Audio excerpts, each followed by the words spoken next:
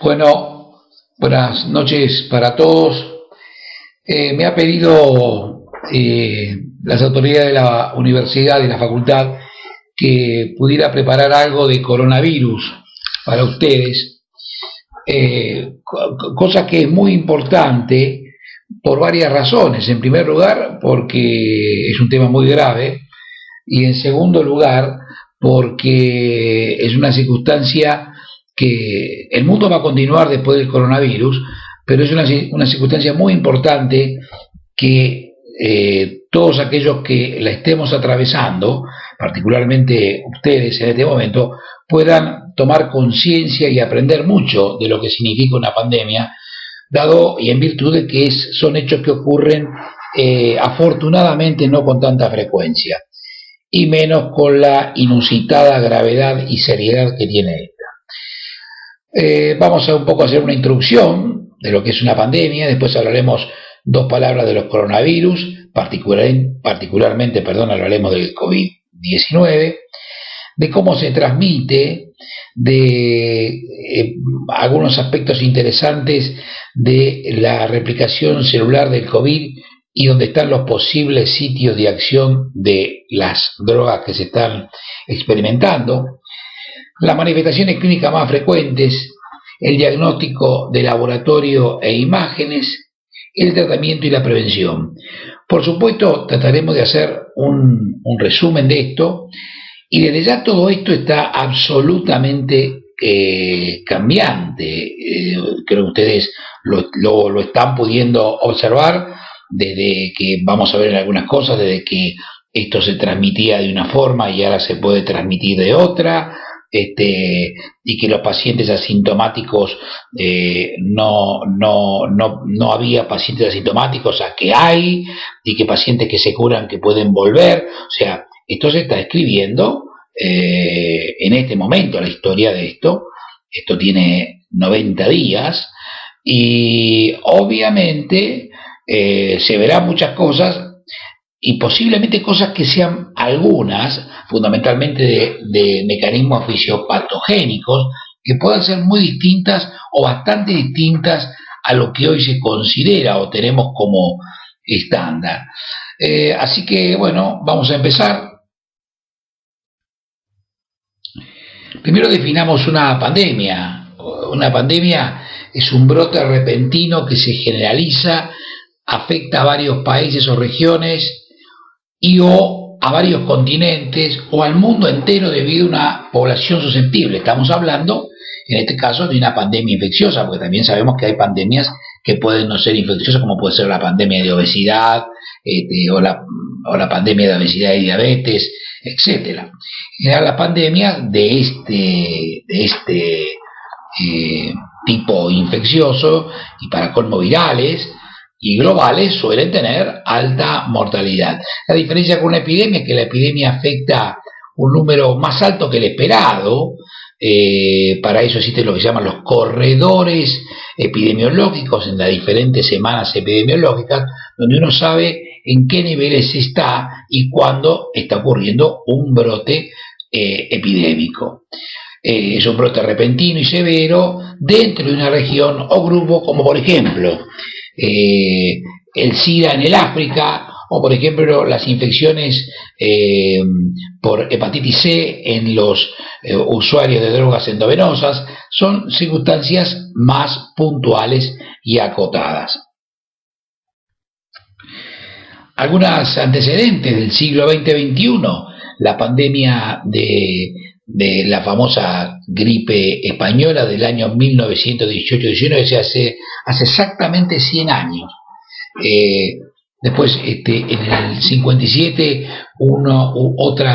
otra pandemia de gripe, en este caso AH2N2. Después la pandemia de Hong Kong en el 68, fíjense la cantidad de muertos. La española causó 500.000 muertos. Vamos a utilizar el puntero. Vamos a utilizar el puntero.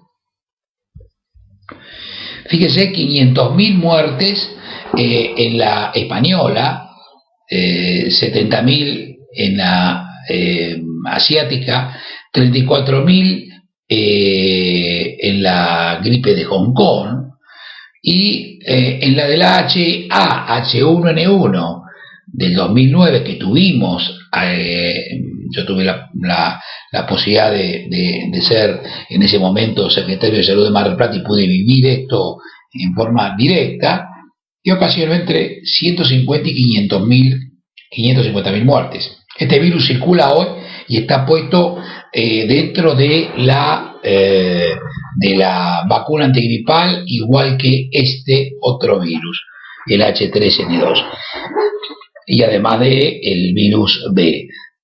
¿Por qué es importante esta diferencia? Uno diría, pero ¿cómo puede ser tanta diferencia?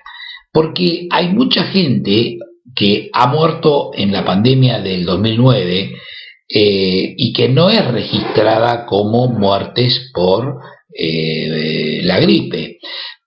¿Por qué? Porque la gripe en realidad lo que hace en estos casos, y particularmente en algunas poblaciones más vulnerables, los hace o los puede hacer fallecer de otras causas, de causas infecciosas y de causas no infecciosas, causas cardíacas, causas respiratorias, causas metabólicas, con lo cual puede haber un subregistro. También hay un subregistro, concretamente hoy en Gran Bretaña tenemos que hay pacientes que tienen que no se registran los casos de muerte que no ocurren en los hospitales, si no sería mucho más alto el número de las muertes concretamente en Gran Bretaña, por eso que en general estos números son tan discordantes. Ni hablar si nos detenemos a pensar en los test. Por eso cuando vemos el número de test, esto simplemente es un dato, yo diría, para tener en cuenta simplemente la cantidad de positivos que resultan de determinados test en un día, pero estos virus en general afectan a muchísimas más personas, pero en millones más personas de las que uno ve. Un poco esto lo vamos a ver ahora. Fíjense algunas fotos, qué parecidas estas fotos parecidas a estos hospitales que tenemos hoy. Esto es el año 1918. Y fíjense el uso de las máscaras, con lo cual no estamos inventando nada en los servidores públicos en esa gripe española del 18.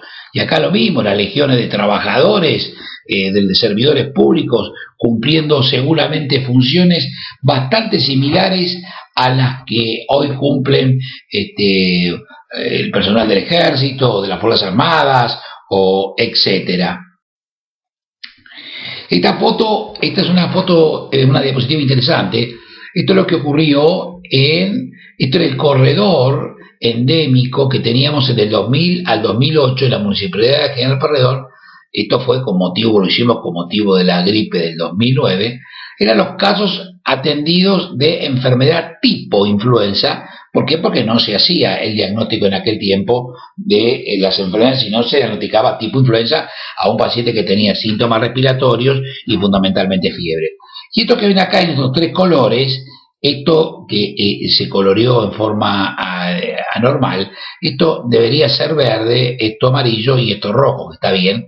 El verde es el corredor habitual, el amarillo ya está en una zona media borderline, y cuando se excede esto ya se está hablando de un brote.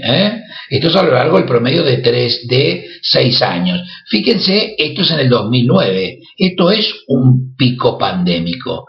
Fíjense el número de casos, la diferencia de cómo se mantenía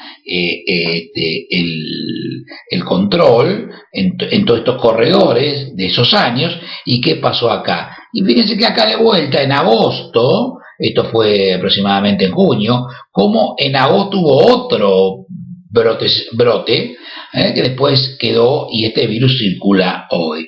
Es una foto muy, muy interesante de lo que es un golpe pandémico. Hablando particularmente de los coronavirus son 4 géneros, alfa, beta, gamma y delta. Causan enfermedades de leves a graves en humanos y animales. Hay virus endémicos en los humanos, ahora lo van a ver, y los nuevos coronavirus humanos, que son estos que en el 2002 causaron el SARS, en el 2012 el MERS, y ahora en el 2020, en realidad en el 2019, la pandemia que estamos hablando. Y acá hay una explicación más o menos de lo mismo. Acá tienen los que son los patógenos, los coronavirus de baja patogenia, que son generalmente, son todos alfa, y estos que son los del siglo XXI, que son los beta coronavirus, que tenemos el SARS, el MERS y el actual, el COVID-2.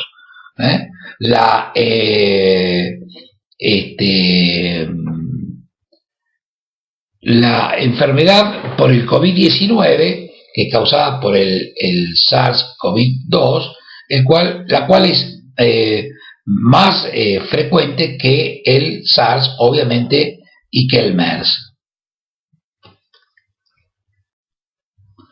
Y acá tienen un poco la cantidad de casos del SARS en China y el MERS en Medio Oriente. Fíjense que esta tuvo 8.000 casos y es un virus que no se transmitió bien, con 700 muertes y un 10% de mortalidad. Esta tuvo menos casos, con más mortalidad, un 35%. Y fíjense que acá está el murciélago, algún mamífero intermedio y el hombre, y en este caso el camello fue el intermediario en el caso del MERS. No se sabe exactamente cuál ha sido el intermediario, hay diferentes también propuestas de cuál puede haber sido el intermediario en el COVID-19. Bueno, el COVID-19 se identifica recientemente en la ciudad de Wuhan, que es en la provincia de Hubei, en China. Los casos fueron relacionados en un principio con un mercado de mariscos que además vendía animales vivos. Esto es una costumbre bastante común en China, ahora prohibida. A mediados de enero se describe una transmisión de persona a persona. Hoy hay algunas idas y vueltas entre los países que se están pasando la factura de que estos fueron notificados. Particularmente la Organización Mundial de la Salud fue notificada de esto, y participados y notificados, y que no se le dio la suficiente importancia, fundamentalmente en el mes de enero y los primeros días de febrero, cuando ya el virus hizo ese golpe pandémico que vimos enorme en China. Después la transmisión se extiende a Europa, afectando gravemente a Italia, España, Francia y Gran Bretaña. Entonces esto ya lo ven por los medios, esto se conoce hoy mucho más por los medios que lo que yo pudiera explicar. Finalmente la pandemia se hace global y afecta seriamente a Estados Unidos. A la fecha de hoy, porque esto cambia todos los días, 15 de abril, hay más de 2 millones de casos, que por supuesto mi sensación debe ser que a 2 millones de casos de haber que agregarle por lo menos un par de ceros. Esto es lo que yo creo. Por eso que creo que el virus tiene mucha menor mortalidad de lo que parece, porque de alguna manera uno relaciona estas muertes a estos casos, pero en realidad las muertes tienen que confrontarse con todos los casos infectados, con lo cual yo creo que es un virus muy contagioso con baja mortalidad, con lo cual en definitiva termina causando, por más que tenga baja mortalidad, muchas muertes.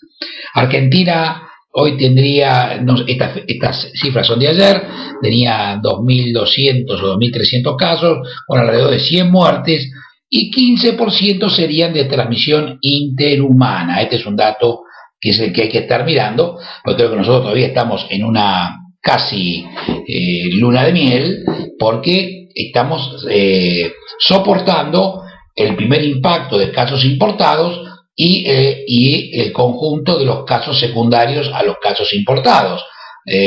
Lo que eso se va a acabar, ya se está acabando, ya está casi terminado, y este es el número que va a ser el futuro, que es lo que le está pasando a todos los países del mundo. Y de esto no sabemos cómo va a ser cómo se va a comportar la pandemia en esta parte del planeta. Nosotros sabemos que en el norte, en el invierno, se transmite muy bien, pero no sabemos cómo se transmite, quiero decir que en el invierno se transmite muy bien, no se sabe bien cómo se va a transmitir en el verano europeo y americano, pero sabemos que acá vienen meses complicados, porque vienen meses de frío, donde las enfermedades respiratorias tienen todo su desarrollo.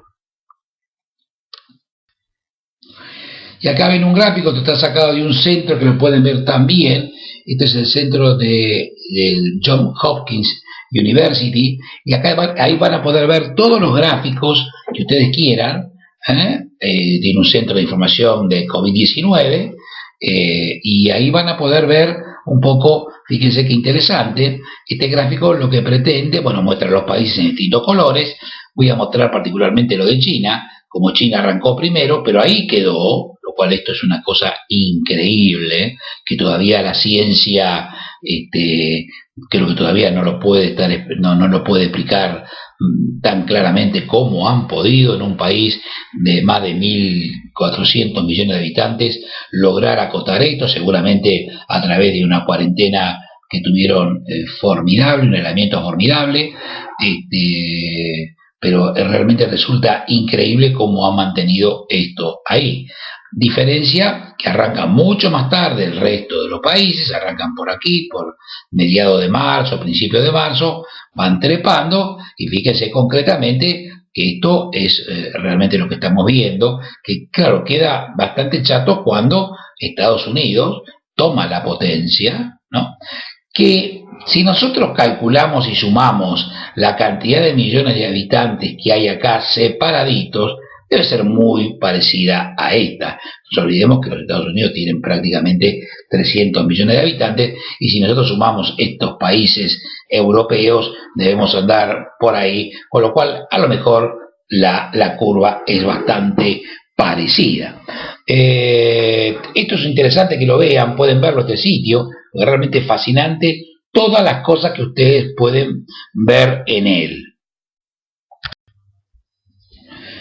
Acá tienen un poco, fíjense, la distribución de los casos, no las muertes, la distribución de los casos,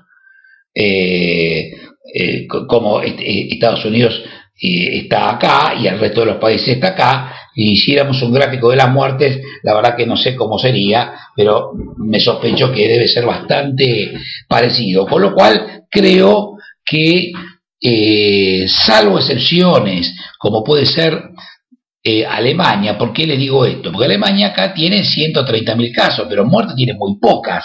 Por eso que, como les dije antes, el ver los casos y no las muertes tiene un sesgo muy grande. Concretamente, los países que testean poco, como la Argentina, no tiene casos, pero eso no quiere decir que no haya casos, sino que los casos no se han testeado con la vehemencia, por ejemplo, que está testeando actualmente los Estados Unidos, que hasta tiene el proyecto, fíjense, 600.000 casos testeados, que realmente es un número impresionante. Y acá tienen un mapa de Estados Unidos con también donde hay más de 100.000 casos. Esto está al día de hoy. Hoy tenía 641.000 casos y 28.443 muertes. Esto realmente es terrible. Ustedes ven los colores, hay estados que prácticamente no tienen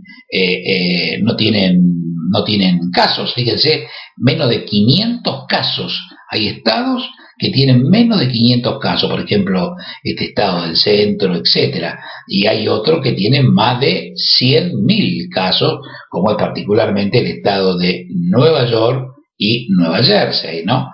Esto es realmente, me parece que es muy importante ver esto. También la Florida, Seattle ha tenido un impacto enorme a través de transmisiones en hogares de ancianos, que ha causado enorme mortalidad. En fin, distintas situaciones que solo sirven para que uno pueda ver que lo interesante de este gráfico es, adelantándome hacia el fin de la charla, a cómo se sale de la pandemia.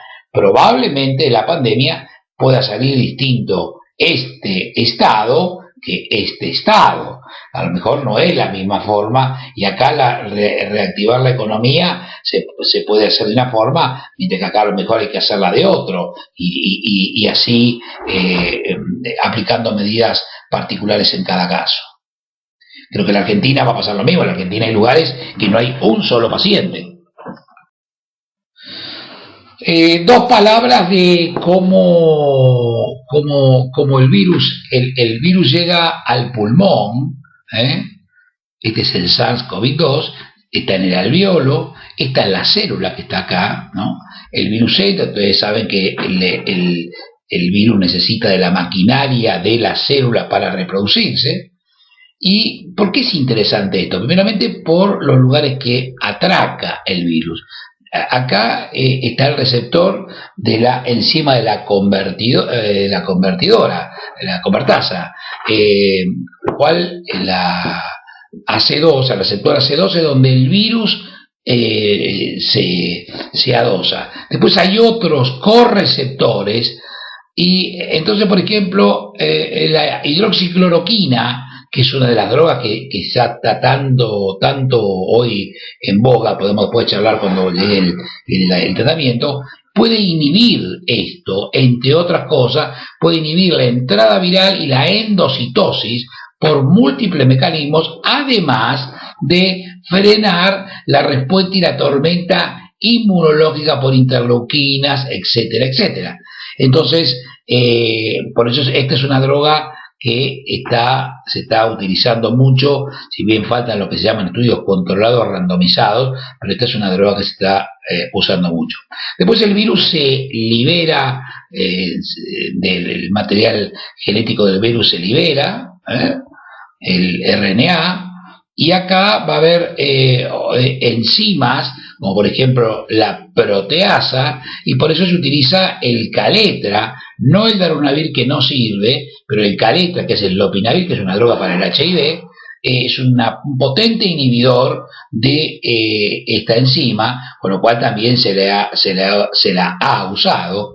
Y acá vienen drogas que son parecidas a los nucleósidos que utilizamos para el VIH, que cortan la cadena, hacen que el virus no se pueda, porque alteran la polimerasa del RNA dependiente, y hacen lo que se llama un corte de la cadena. El virus no puede seguirse replicando. Por eso esto es importante, y aquí nuevamente se va a ensamblar dentro de una estructura celular que ya está fabricada por todo este citosol, y después va a salir nuevamente la partícula viral, miles de partículas virales, y por supuesto, esta célula va a morir, que es lo que va a generar todo este trastorno, va a generar la tormenta inmunológica, que hay otras drogas como este famoso tocilizumab, llamado TOSI, que actúa previniendo esta tormenta inmunológica. Por eso, entonces, si ustedes me dicen, ya acá pueden ver esto, las drogas que más suenan, que se utilizan, bueno, el lopinavir y el caletra se utiliza.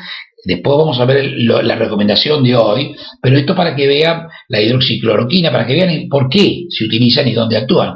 Y el tocilizumab, que es una droga que se utiliza fundamentalmente para la artritis reumatoidea, etcétera. Es un regulador inmunológico, de la misma forma que la hidroxicloroquina. La hidroxicloroquina es un antimalárico, fundamentalmente, pero que además tiene otras funciones. Por eso la utilizamos en los pacientes que tienen fundamentalmente artritis reumatoidea o algunas otras enfermedades inmunológicas, porque es un frenador o inmunomodulador frente a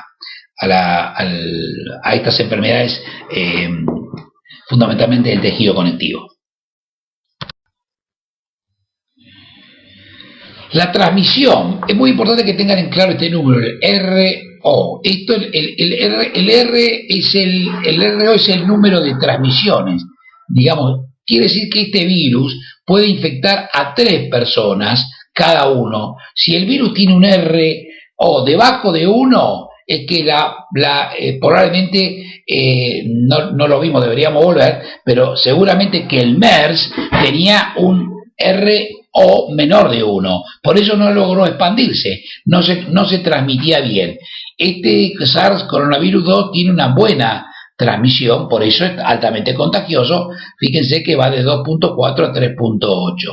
La principal forma de transmisión es a través de las secreciones respiratorias, y acá ya empezamos a lo que se consideraba, esto es una diapositiva del CDC, que por supuesto es todo de estos últimos días. Pasa que esto debe ser de fines de marzo, y se consideraba el tema de las grandes gotas, por eso se hablaba de aislamiento por gotas, que las gotas que uno habla cuando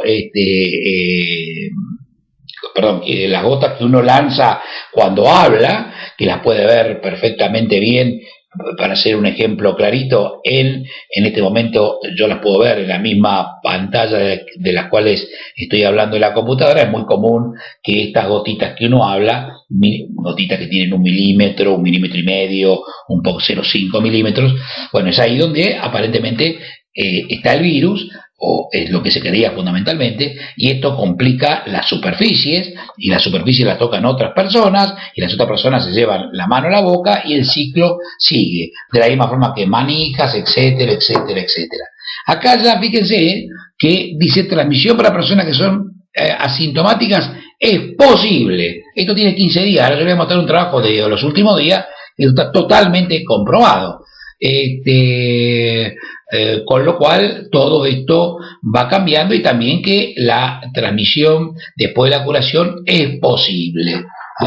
Por eso la Organización Mundial de la Salud recomienda al menos 2 semanas adicionales después de que uno se recupera. También es eventualmente posible la transmisión oral fecal, y no es un virus que tenga demasiado, afortunadamente, problemas en la transmisión perinatal. Pero esto es importante porque ahora van a ver cómo vamos a ir viendo y cómo esto cambia. Porque acá hablamos de 2 metros. Entonces, 2 metros, si uno se pone un barbijo común, o está a 2 metros de distancia de las personas, en teoría no pasaría nada. Pero esto cambia, por eso hubo toda una gran discusión del uso de barbijos para la comunidad, etc. Y acá tiene esto está publicado en una revista, una publicación de la revista Science, y fíjense, acá tienen claramente los aerosoles digamos, de menos de 10 micras, fíjense, y tiene que ver con la velocidad. Si la tos de la velocidad es de 10 metros por segundo, puede llegar hasta esta distancia, y si un estornudo de 50 metros por segundo puede llegar a los 6 metros. Estas son las que caen entre 1,5 metros y 2. Esto es muy importante, porque habla de que en cuanto a la más velocidad, hay más mantenimiento de estas aerosoles y gotas a mayor distancia.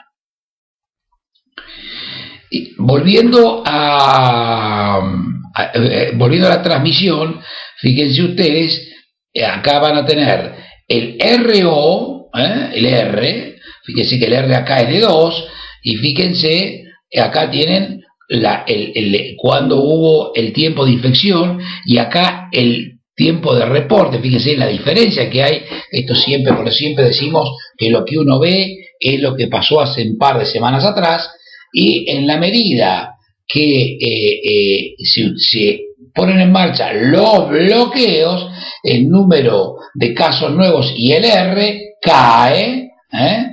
Esto es producto de las medidas de distanciamiento social. Si el R cae por debajo de 1, la epidemia se reduce, que es un poco lo que están viendo acá, y que es lo que se está traduciendo acá. Pues hay una relación. Esto es en Austria. Es muy interesante ver el número R y la cantidad de casos, y cómo particularmente las medidas de bloqueo pueden hacer lo que están haciendo, que de hecho es lo que han hecho también en la Argentina, frente a este primer brote que hubo de casos importados y casos secundarios. Y acá están los datos interesantes, una investigadora del MIT de Massachusetts y la doctora Buruibá, esta doctora Lidia Buruibá, que ella trabaja exclusivamente en esto, y es la emisión de patógenos a través de las nubes turbulentas de gas, potenciales implicaciones para la reducción de la transmisión del COVID. Y ella pone claramente acá, esto fíjense, es un señor que está estornudando fuertemente, acá tiene las grandes gotas que caen, pero acá hay toda una nube que llega a 7 a 8 metros.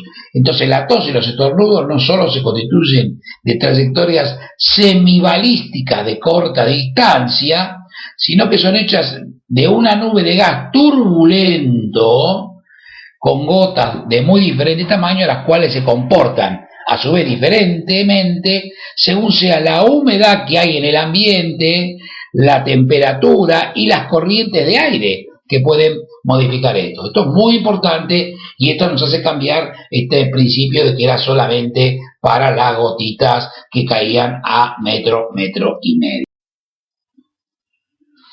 Y acá tienen ustedes como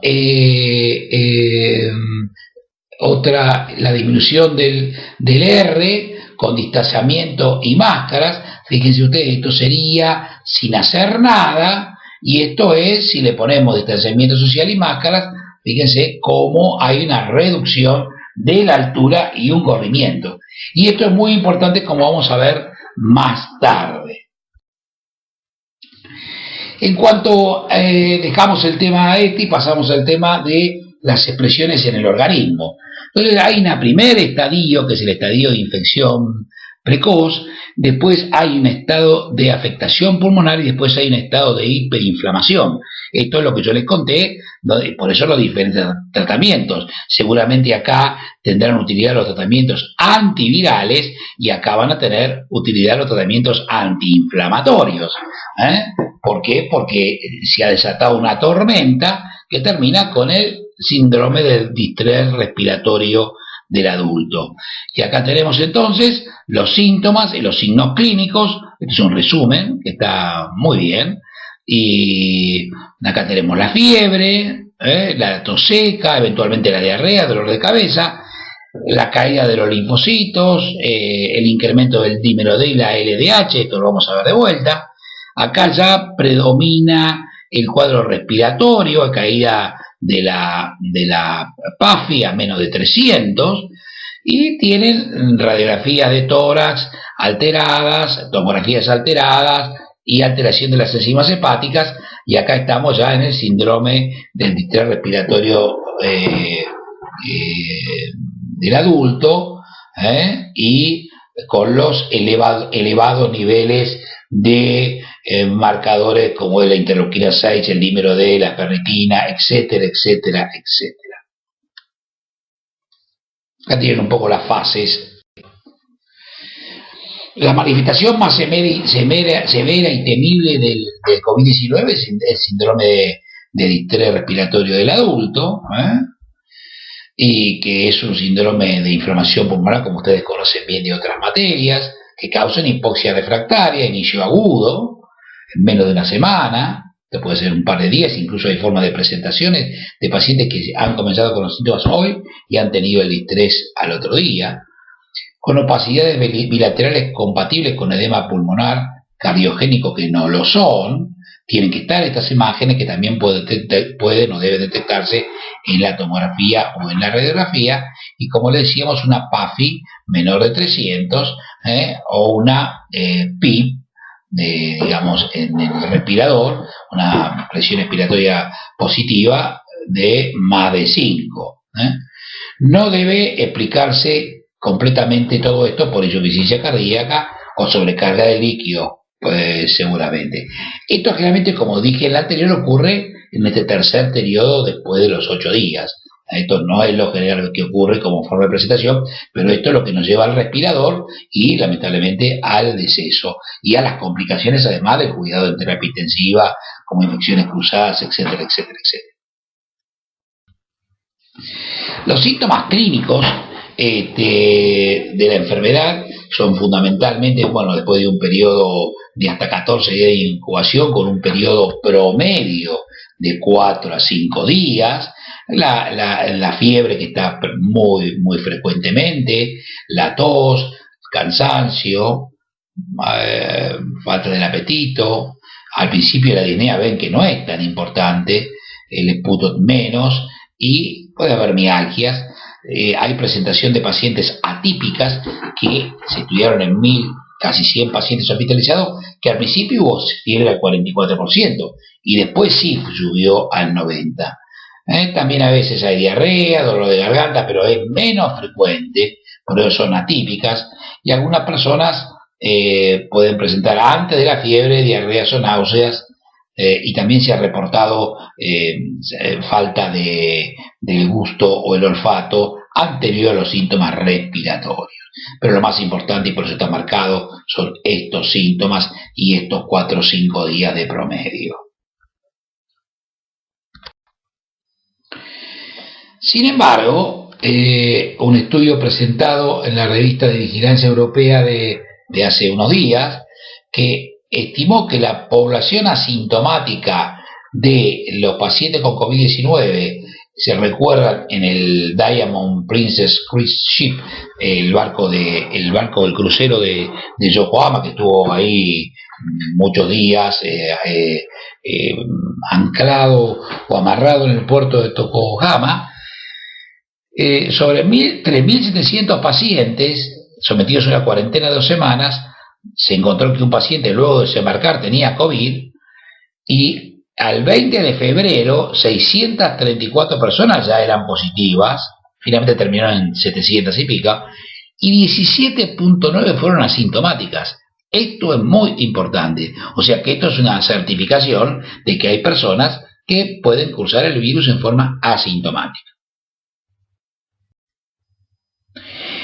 En cuanto a los diagnósticos complementarios, a los métodos complementarios de diagnóstico, el laboratorio en general muestra, como decíamos, linfopenia en el 43%, aumento de las enzimas hepáticas un poquito más tardíamente, elevación de la LDH cuando hay compromiso pulmonar, la ferritina, el dímero D y linfopenia son indicadores conjuntos de mal pronóstico. Esto está hablando que se está viniendo la tormenta inflamatoria. La albúmina en un porcentaje muy alto, el paciente está caída, la proteína C reactiva es elevada y la LDH es elevada en un 57%.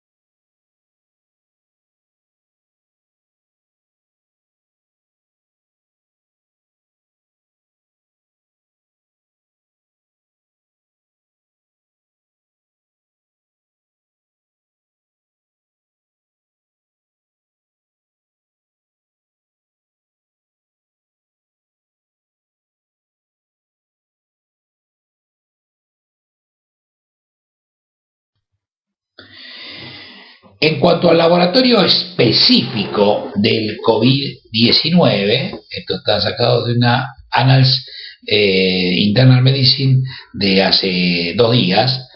Fíjense que también lo pueden buscar porque tiene libre acceso.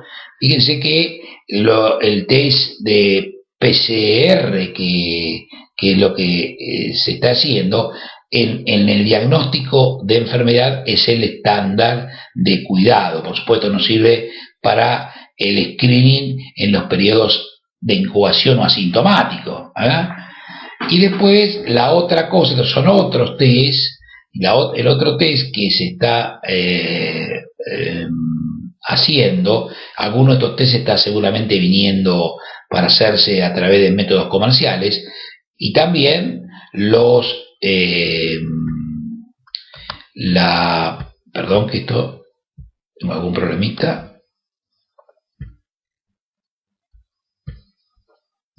Un problemita con la...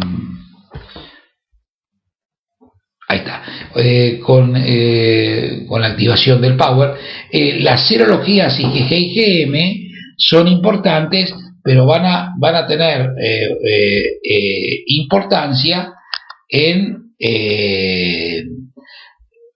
cuando uno trate de ver qué pasa con la inmunidad de la población, para decir, bueno, tengo acá 1000 personas, de las cuales el 20% tuvo el virus, y después se sacará el diagnóstico, se hará el análisis, y bueno, de este 20%, de estas 200 que son positivas para IgG o IgM, resulta que 20 no tuvieron síntomas. Entonces, esto va a ser una cosa retrospectiva, y claramente esto no sirve para hacer diagnósticos en enfermedad temprana, obviamente. Esto va a servir para esta etapa final, de decir, lo cual no es menos importante, porque particularmente si nosotros queremos reabrir el país o ponernos a trabajar de vuelta, va a ser muy importante saber quiénes tienen marcadores para coronavirus, porque entonces quiere decir que ellos van a poder trabajar, en teoría, sin el riesgo de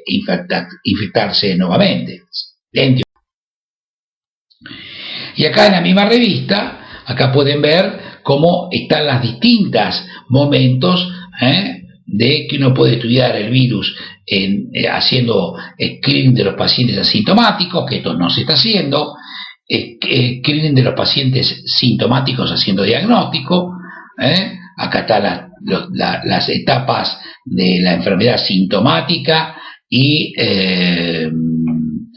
las indicaciones de tratamiento, y después de la etapa de convalecencia también se puede buscar por PCR, primeramente para cuando un paciente tiene 2 PCR negativos, sale del aislamiento, o cuando un paciente deja de liberar el virus desde el punto de vista de monitorizar cómo está la liberación del virus en las secreciones de las personas, que tiene que ver con esto, fundamentalmente con el aislamiento y con la posibilidad de contagio a otras personas.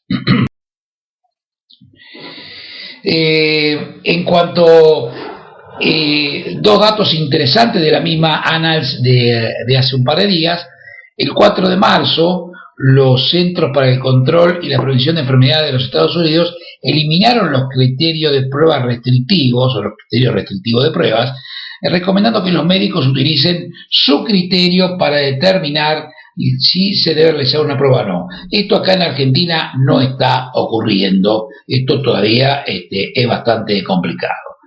Esto es una cosa que hay que tener en cuenta, máxime si queremos salir de la etapa de la cuarentena.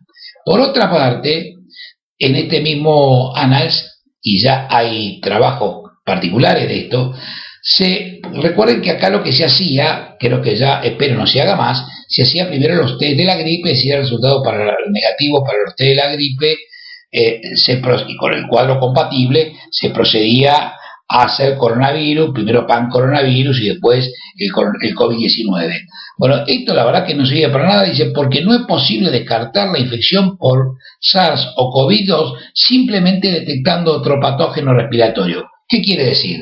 Que si yo me hacen un test de gripe y tengo gripe positiva, en este momento de pandemia no quiere decir que no tenga gripe A y COVID-19. Por eso que eso, como estándar, ya en el primer mundo no se hace más. Fíjense acá los datos, del 6 hasta el 60% de nivel de trabajo puede haber coinfecciones con otros patógenos virales. Prioridad número 2 son los pacientes que están en centro de atención, de largo plazo, como son los geriátricos, etcétera, con síntomas. Es ahí donde lamentablemente ocurren catástrofes muy importantes. Pacientes mayores de 65 años con síntomas, pacientes con enfermedades subyacentes, y también los primeros respondedores, que son todos aquellos que están en funciones como policía, bomberos, personal sanitario, etcétera, porque realmente hay que rápidamente saber si tienen algo para sacarlos de los lugares críticos, poner otras personas, ellos que no infecten al resto de los compañeros, porque si no se cae las fuerzas de tareas que son indispensables para que una comunidad funcione.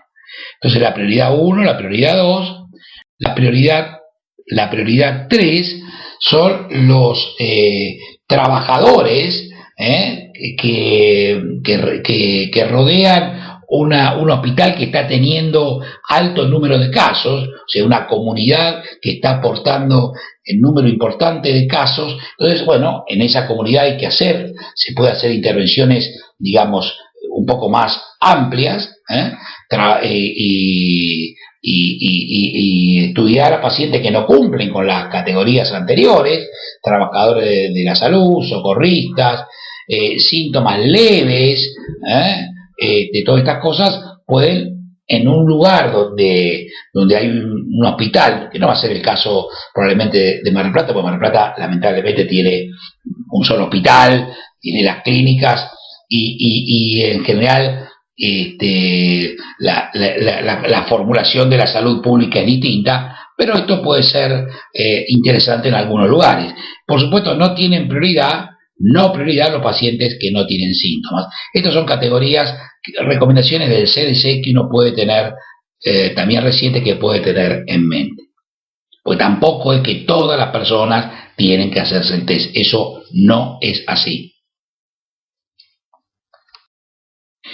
Vamos a las manifestaciones tomográficas. Fíjense, este es un paciente de 65 años con fiebre y tos, se muestran los infiltrados difusos, confluentes, esto en vidrio esmerilado, que son este tipo de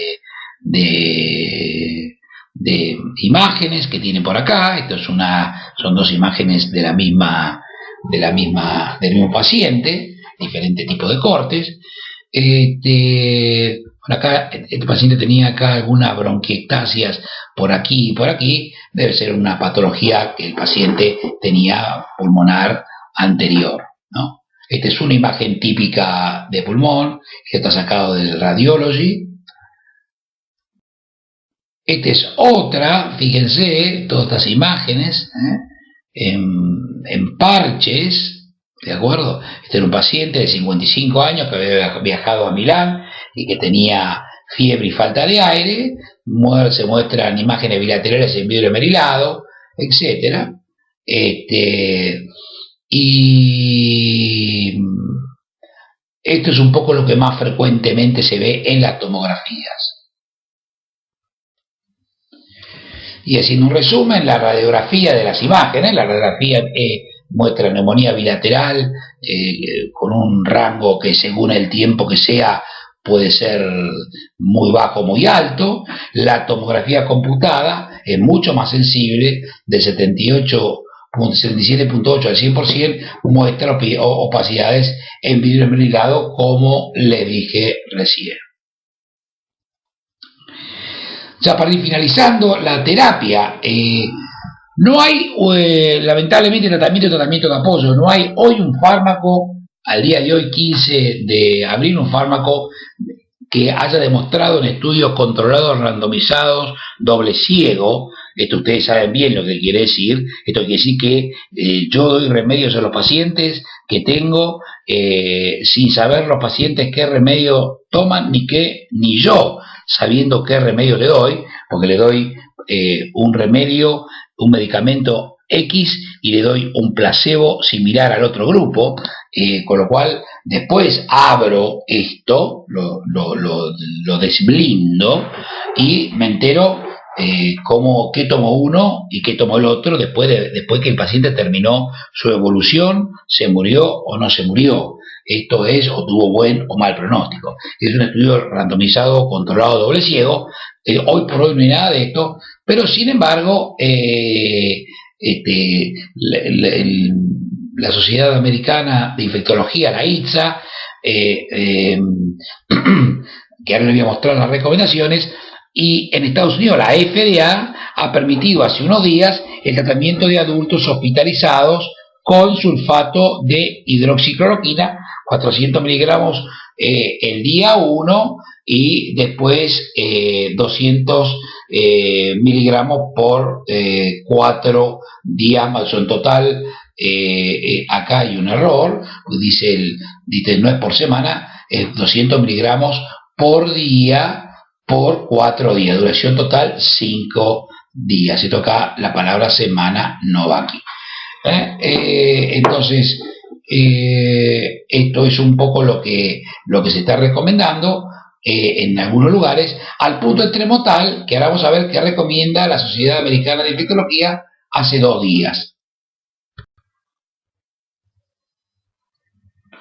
Recomendación número 1 en los pacientes que están ingresados al hospital: se recomienda darle hidroxicloroquina en el contexto de un ensayo clínico. Siempre tratar de reclutar los pacientes en un ensayo clínico. Fíjense que acá hay unas palabras solo que están en rojo, pues acá no dice solo con la hidroxicloroquina. Ahora, cuando nosotros vamos a recomendar la hidroxicloroquina más la citromicina, acá te dice solo en el contexto de ensayo clínico. O sea que la citromicina la han considerado un poco menos importante. En cuanto al Caletra, que es el lopinavir, ritonavir, solo en el contexto de ensayo clínico.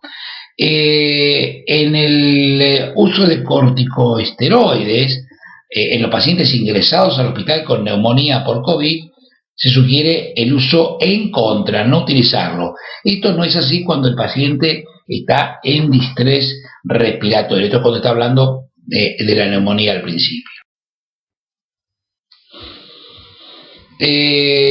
Pacientes, el uso de corticoides cuando los pacientes tienen el distrés respiratorio del adulto, sí se les puede dar corticoides, siempre en el contexto, siempre ellos recomiendan en el contexto de un ensayo clínico, pero acá no dicen solo. El tocilizumab que les conté hoy, solo en el contexto de un ensayo clínico, y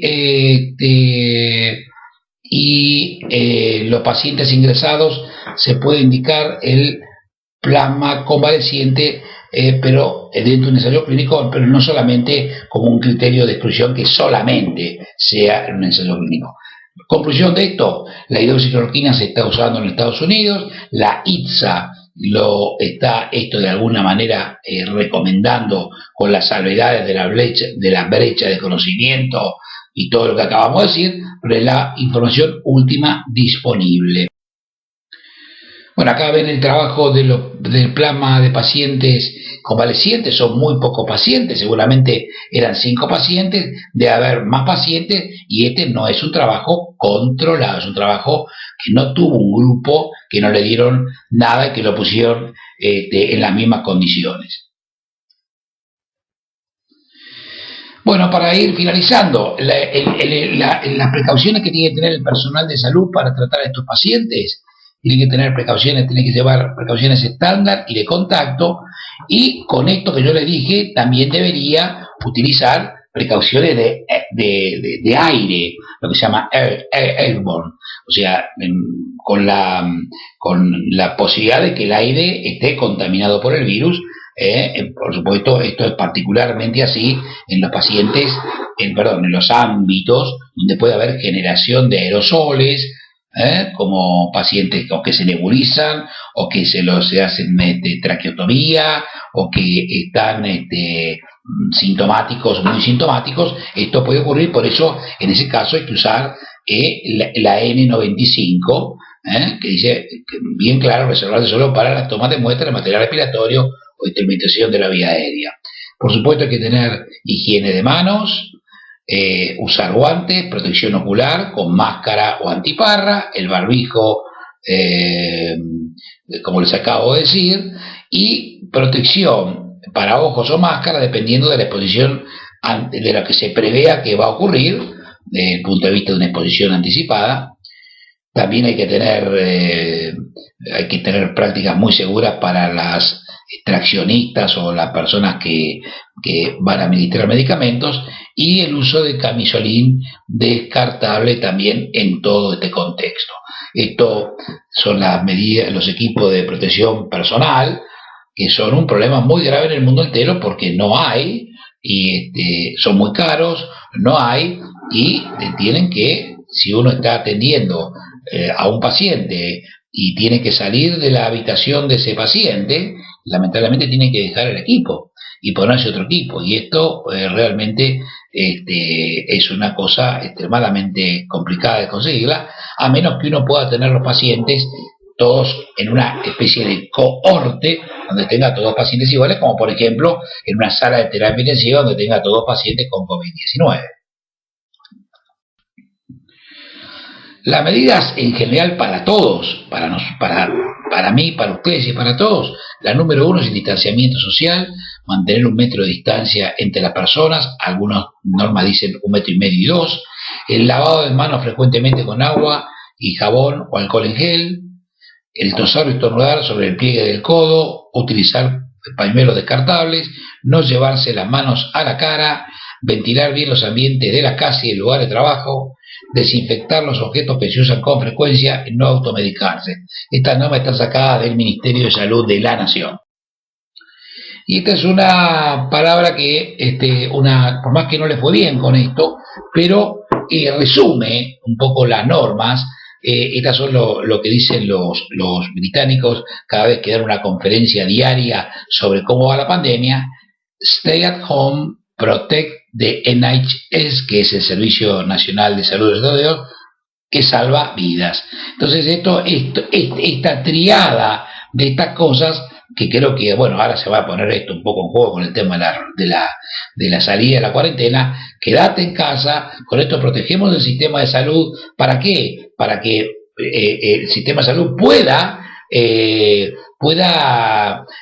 no esté sometido al que el pico sea muy alto, porque ahí el sistema de salud no va a alcanzar, no van a alcanzar las camas, los respiradores, los medicamentos, ni los médicos, porque todo esto en definitiva salva vidas. Parece que es una frase, un complemento muy lindo. Lamentablemente, primero y más importante, las autoridades británicas no lo pusieron en tiempo y forma en funcionamiento, y así es lamentablemente la catástrofe que hoy tienen. Hablamos de la turbulencia de los 7-8 metros, y ahí vamos a finalizar con el tema del uso del barbijo en la comunidad. Ha habido cuestionamiento del uso del barbijo en la comunidad, de su efectividad, hasta la eventualmente posibilidad que incrementen el riesgo de transmisión del COVID. En principio de precaución establece que en determinadas oportunidades se debe actuar sin la evidencia definitiva. Esto es muy importante. Y a partir de ahora, yo estoy muy de acuerdo con esta medida. Además he escrito algunos artículos en los diarios con respecto a esto. Creo que yo estoy muy contento que la ciudad de Buenos Aires y la provincia de Buenos Aires en breve, y otros lugares, ya tengan estas medidas como obligatorios, particularmente para el transporte público, los comercios, cuando voy a la farmacia, cuando voy al mercado, cuando voy a comprar algo, ni hablar cuando ando en los medios de transporte público. Por supuesto, siempre considerando las medidas restantes, no como una medida exclusiva, sino manteniendo el distanciamiento, lavándome las manos, no tocándome la cara, cumpliendo todas estas medidas. Realmente esta para mí es una medida importante, y no porque lo diga yo, sino porque lo han dicho autoridades mundiales de primer nivel, y además les acabo de mostrar que lo que pasa con ese jet que uno expulsa cuando estornuda. En definitiva, lo que ha cambiado con el barbijo es que no me tengo que poner un barbijo para protegerme a mí mismo, sino tengo que poner un barbijo para proteger a los demás, que en definitiva me termino protegiendo a mí mismo. O sea, lo importante es que esa nube que ustedes vieron no salga. Y un barbijo, aunque no sea aunque sea un cubrebocas o un tapabocas, lo que va a lograr es que esa nube que ustedes vieron pierda velocidad y potencia. Y esto es un poco lo que se pretende. ¿Por qué? Porque además, como dijimos, hay muchas personas asintomáticas o en el periodo presintomático que puede estar liberando virus.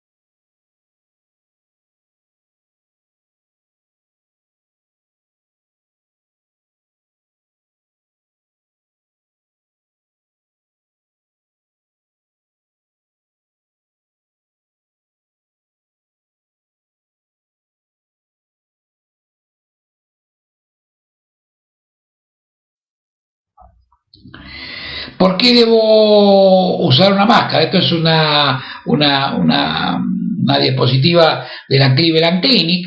Dice, no es que voy a prevenirme de adquirir de otras personas el virus. Es un poco el sentido que uno tenía antes. Pero ellas pueden proteger a las personas que están cerca mío, especialmente si vos estás infectado pero no tenés síntomas. Ellos pueden ayudar también a cubrir la tos y los estornudos, reduciendo la diseminación de gérmenes. También las máscaras pueden prevenir que estés tocándote la boca. O sea que puede ser una imagen social, de una imagen que pueda mostrar cierta necesidad de distanciamiento social, con lo cual creo que esto realmente me parece que es una cosa que es muy positiva y hay que usarla. Y para finalizar esto, la ausencia de evidencia no es evidencia de ausencia. ¿Qué quiere decir? Que no hay una evidencia que las máscaras sirvan para lo que estamos diciendo, pero que no haya una evidencia en estos casos, y particularmente en el contexto de una pandemia donde mueren tantas personas, que no haya una evidencia, que haya ausencia de evidencia, sino que sí que haya evidencia de ausencia. Es un juego de palabras, pero es muy interesante, especialmente para algunos que se ponen demasiado quisquillosos con algunas cosas.